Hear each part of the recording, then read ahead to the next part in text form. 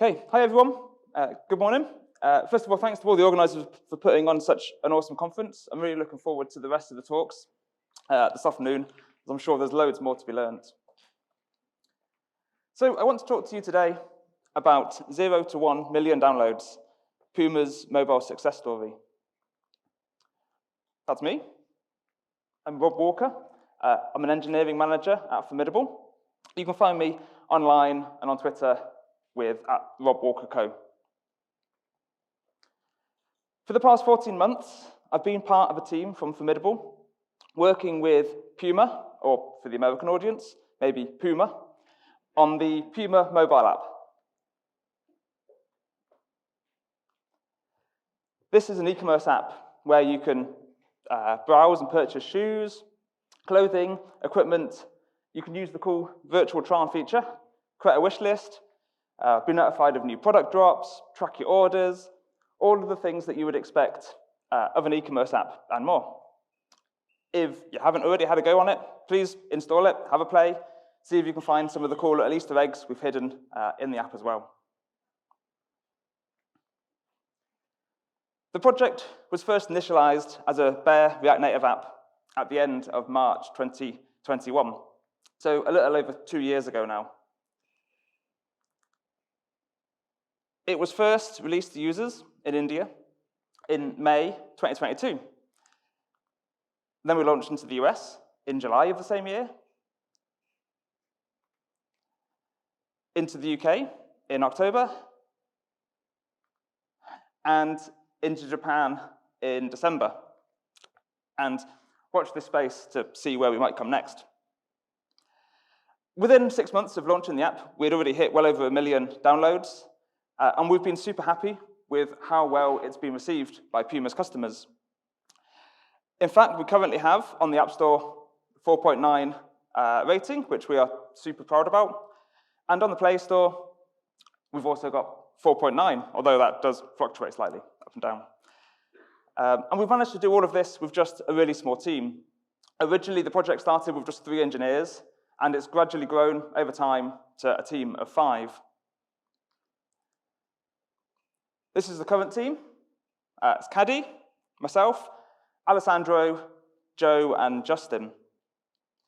And we managed to achieve a lot, I think, by focusing on using lightweight processes, sometimes choosing more pragmatic approaches when implementing complex features in the app, and by doing a lot of manual end-to-end QA testing.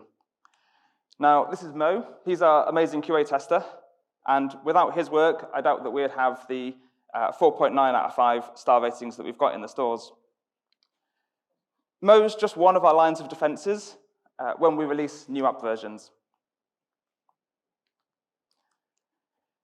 And when we release a new version, we're deploying it directly to the stores. We're not using any over-the-air update systems, so it's important to us that we can release new versions smoothly and safely. And I checked our stats recently. In 51 weeks, we've released 39 releases. That's a release every 9 days. So yeah, it's been quite hard work. But when we cut a new release, we first share it with our UAT testers via test flight, via the closed Play Store channels.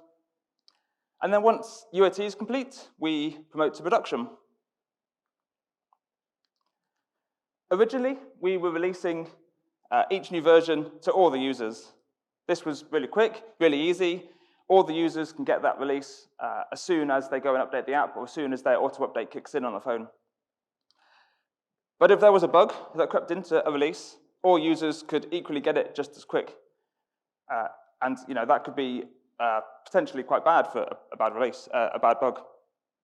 And fixing that via a new release can, as we know, take multiple days, especially if you end up hitting a really slow release, a really slow review. So instead, we switched to this release approach. We limit the number of users that can get the new version, so that if we discover a bug, we can limit its blast radius by halting the rollout whenever we like. Now, we've used this, I think, just once in production, when a crash-causing bug slipped in late in our UAT stage, and we released to production before anybody spotted it. Luckily, our error tracking showed us that something was wrong very quickly, and we could halt the rollout with a tiny fraction of our users ever having the possibility of encountering this bug.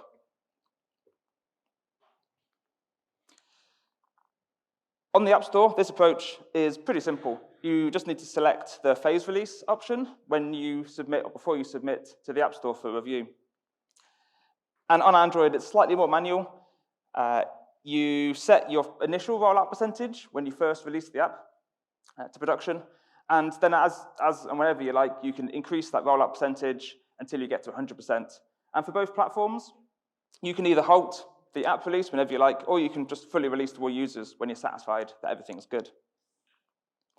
And so that brings us to the first lesson that we learn, which is to always use gradual rollouts for your releases. Just to give you that extra layer of protection. Now, if this is something you would like to learn more about, there is a really good blog post that goes into this in more depth, as well as some of the differences between the two systems on the platforms. You'll find that on the Formidable blog. Now, when you're rolling out a release, you need a reliable place to watch for new issues, and for us, that is Sentry. We use Sentry for error tracking, and we record quite a lot of errors there. Many of those errors are not noticed by users because the app can just handle them appropriately. And some errors are expected by users. A user's network connection might drop, and they'll expect some errors. Perhaps they enter the wrong password to log in, or maybe they're just trying to guess a coupon code to get a discount on their shoes. In fact, most of the errors are actually coming from our GraphQL data layer. And having a lot of error data in your systems can make it difficult to manage. So we do a few things now that make our life a little bit easier.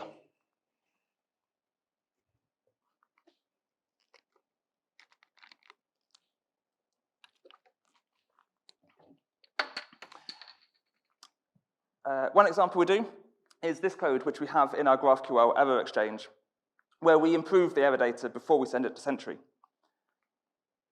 We add a custom error name, which makes it easy to scan issues in Sentry and easily identify the exact query or mutation that's impacted by any particular error without even having to dig into the details in Sentry.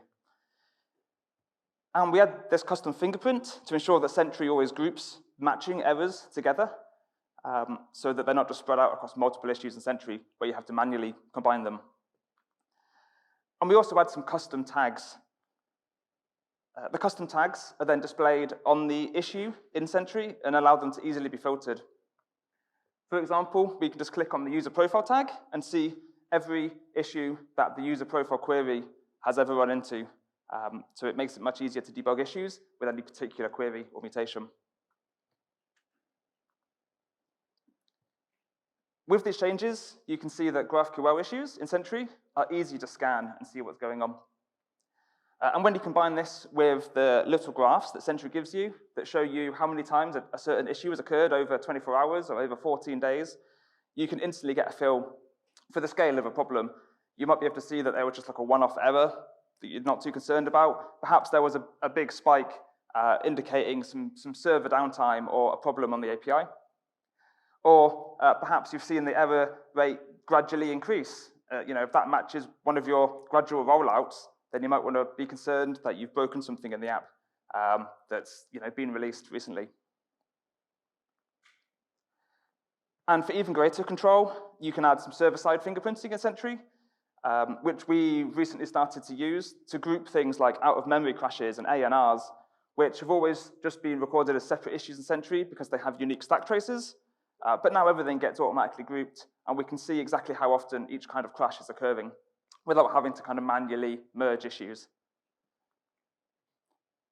However, even with this customization, you can still end up in a situation like this, which is where we originally found ourselves with nearly 1,000 issues in Sentry.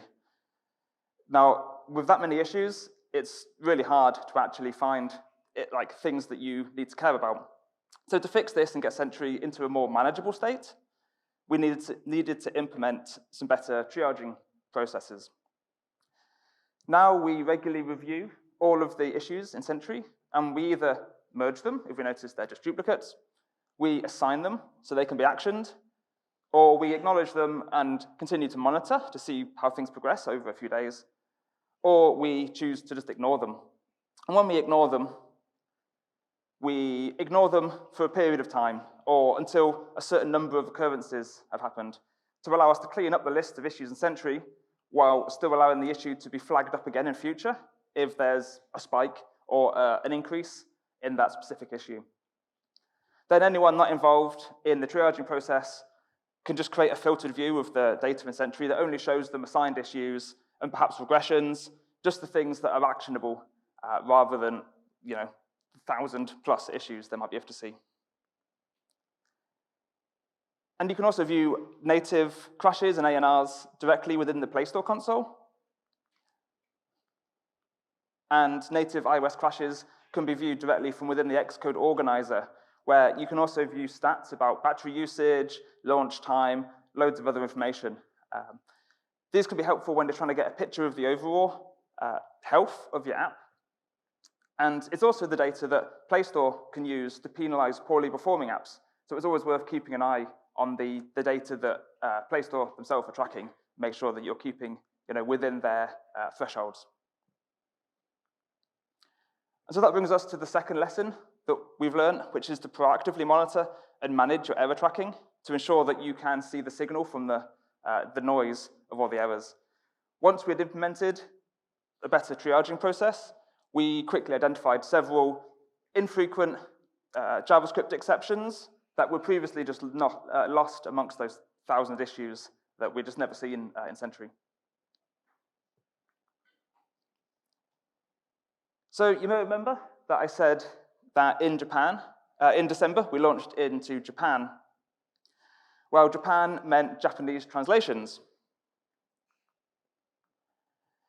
And if you haven't had the pleasure, or perhaps the misfortune, of having to implement internationalization in an app yet, then I've got a couple of translation truths for you. The first, good translations are difficult. It's likely that in many places in your app, you'll have hard-coded strings combined with variables and any amount of custom logic. And it'll take longer than expected to find all of those strings, make those strings suitable for translators, and that takes a lot of time. Once you finish that, you'll inevitably find other bits of your app that you have missed, and you have to correct those, retranslate those, and it might take several cycles to fully translate your app. So something that's been a tremendous help for us has been a little tool that we've built into our translation system. It provides us the ability to quickly swap all of the translated strings in the app for some placeholder. In our example, we just swap every word with an equal length of X's.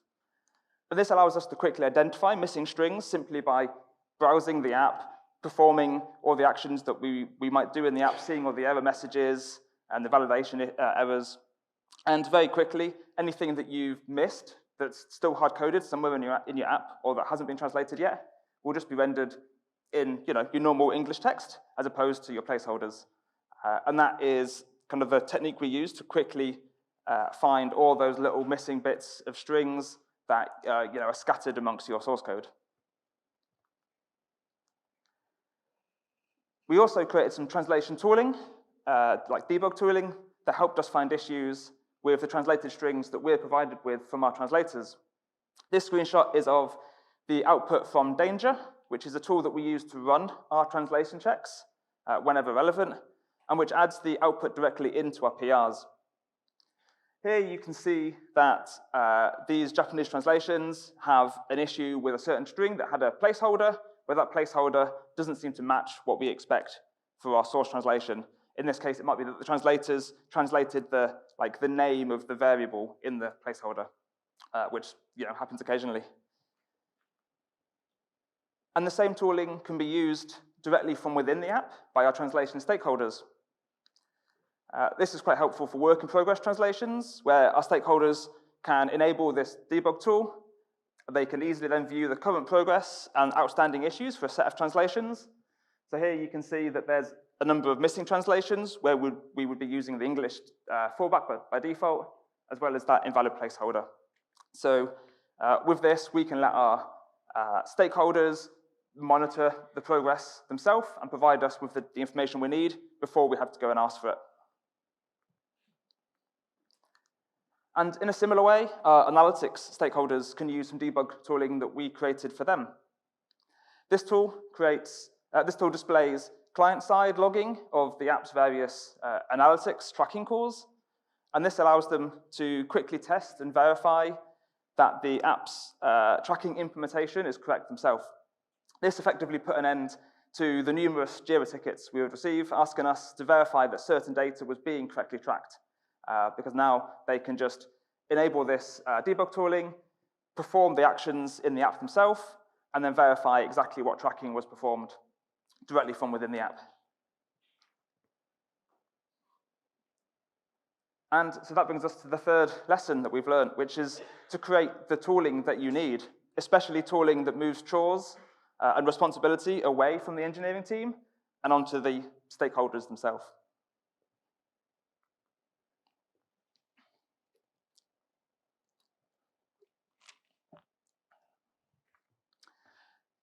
This is an excerpt from the Americans with Disabilities Act, the guidance of that act.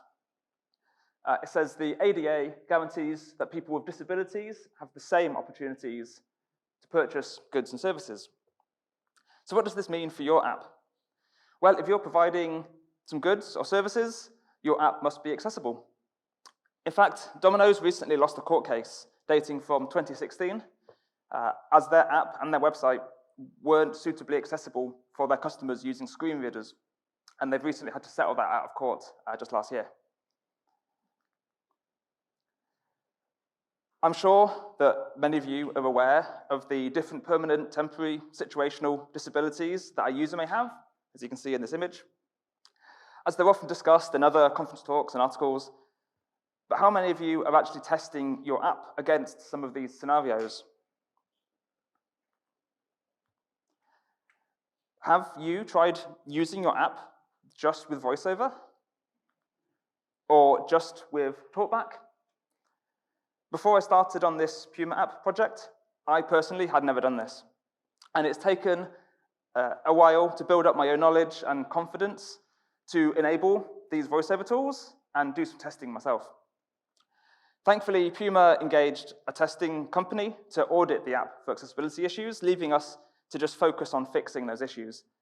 But being able to use VoiceOver tools yourself, and for myself, has allowed me to test that those fixes are doing what I expect, as well as check for regressions in the app, and find other places in the app where we feel we can actually make improvements that we've identified ourselves. If it's something you haven't tried yourself yet, then I'd recommend you check out a blog post that Caddy recently published on the Formidable blog, where she covers kind of the getting started guide for using VoiceOver on an iPhone as an engineer. And another great resource that I found useful is a YouTube video from Apple, where they explain how to use VoiceOver to navigate.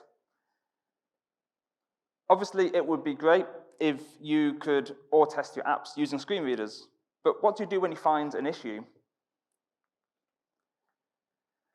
Alessandro, my colleague on the PUMA app project, has created and published an amazing open source library called React Native AMA that we're using to help us resolve accessibility issues, as well as providing a number of different components and hooks that help improve accessibility by enforcing that you use suitable props, by doing things like contrast checking automatically. And he's also created great guides that explain the accessibility problems and their solutions, and it also contains a really handy checklist. So if you want to have a go at auditing your own app, there's a list of things that you should be checking on there. And that brings us to our fourth lesson, which is to invest in accessibility. And in particular, to learn how to use accessibility tools yourself so that you can experience the app in the same way as many of our users will be experiencing it. Now, it's about time I showed you some more of the app. This is a screenshot from the product list page. It's built using flat list, and we use the num columns prop set to 2 to get that kind of grid card layout. Now, as I mentioned earlier, the first region we released to was India. Mobile platform stats for India in 2022 showed that there were many more Android devices used in India than any other device. And as we know, many low-end Android devices are particularly underpowered. Because of this, we put some additional focus on performance testing and trying to resolve the biggest issues before we launched. And when I started this project, I didn't really know how to do that all that well, but I've learned a lot, and I've got a really good example to show you. So this is some output from React DevTools in Flipper. And this is after profiling that product list page on Android. This particular render is from when the list view is initially rendered with product data. Sorry. Okay, I've zoomed in to the scroll view. It's probably hard to see on the screen, but that's the scroll view. That's part of the flat list component. And within that, you can see there are 10 cell renderers. One of them is highlighted here, and there's 10 across the screen. Now, we're displaying 10 because we were just using the default prop values for the initial number of components to render in that flat list. Each rendered cell then splits down into 2. This is because of the num columns prop being set to 2, meaning we're actually rendering 20 of our product card components initially. And this is something I didn't really expect.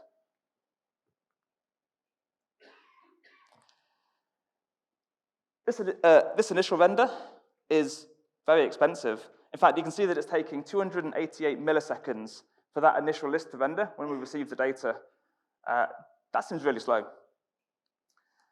And the component that really stands out when I was profiling is this product price component. It appears there might be an issue here. In fact, looking at the same component across all of those 20 product cards, you can see that it's always being displayed using that kind of olive green color, showing that it is slower to render. And hovering over one of those components, you'll see that its self time is 6 milliseconds. So that component, regardless of its children, is doing something itself for 6 milliseconds. And that really adds up when you're doing that 20 times to render a list. Now, once the issue had been identified, it didn't take very long to find the cause. Every time we formatted a price based on the locale and the currency, we were creating a new number formatter. And on Android, this was particularly slow. The fix was pretty straightforward. We just had to refactor to create the formatter for that locale and currency once, and then reuse it within all of our components. And after refactoring, we could verify that it had been fixed by profiling the same product list page with the same data on the same device, and these were the results. And you can see here that we have cut the time clean in half with that one simple change. However, we could go further at this point. The user typically can only see 4, maybe 6 product cards on their phone screen at once, but we were rendering 20.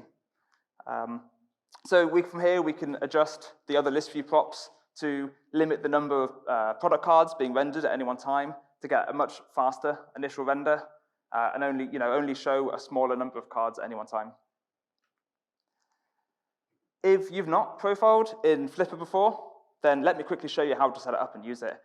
I'd never used the profiler just over a year ago, and I saw somebody show me this in another conference talk and gave it a go like hours later and was amazed at the information I could actually figure out from how the app was working. So from Flipper, you simply use the React DevTools. I would recommend that you go to the settings and enable the option to record why components are re-rendered. This means that as your state updates are being rendered, you can see what components we're re-rendering, whether they re-rendered because a prop or a hook changed, whether it was their first initial render, whether the parent had rendered, forcing the children to also render, or whether something didn't render at all. And if you like to, you can adjust the number of milliseconds where it will filter out any kind of render commits that are faster than this time. So if you're only interested in really slow renders, you can adjust this to filter the data that you're going to see in the profiler. I tend to leave it as the default so that I get a better idea of everything that's happening in the app kind of render process. Once you're all set up, you simply hit the record button. You do the thing in the app that you want to record. So for us, that was to go to that product list page, wait for the data to be fetched, wait for it to render, and then hit that same button again to finish the profiler. After which, you'll see some results together with this nice little bar chart. Now here, these are all the individual render commits, and they're colored, and the height will indicate their performance from kind of green to yellow. For each one, you can click into it, and you should be able to understand what components are being rendered as data's fetching. Maybe you're showing like a spinner, then you're hiding a spinner, showing some content, refreshing some content, and all of these render commits will match up with things happening in your app. And for each of these render commits, you'll be able to dig in to the exact components being rendered and how long they themselves were taking to render, as well as all of their children, like you saw in my previous screenshots. Of course, you can also use profilers built into Android Studio and Xcode, but you don't get the info on the individual components like you can get from the React DevTools and Flipper. Instead, you get details about resource usage, memory usage, which is still helpful to debug perhaps memory issues, but less helpful to be able to find issues with specific components in your app. And so that brings us to our fifth and final issue, which is to learn to profile. For me, profiling has been the gateway to finding and resolving performance issues in our app. And hopefully, if this is something you haven't had a go at, then it can be the same for you as well, to be able to find those, the worst performance issues in your app and get them easily fixed. So to summarize, our top 5 lessons were to roll out releases gradually, to proactively monitor and manage your error tracking, to create the tooling that you need, to invest in accessibility, and to learn to profile. These are all lessons that make our jobs as engineers a bit more pleasant and hopefully improve the lives of all your users a little bit. Thanks for listening. You can find all of the links to the blog posts and resources that I've mentioned on my website, and I will shortly be putting them on Twitter. My website is robwalker.co and robwalker.co on Twitter. I'd love to hear from anybody after the talk about the lessons that you've learned while building your apps, and hopefully I can then learn from your lessons as well. Thank you very much.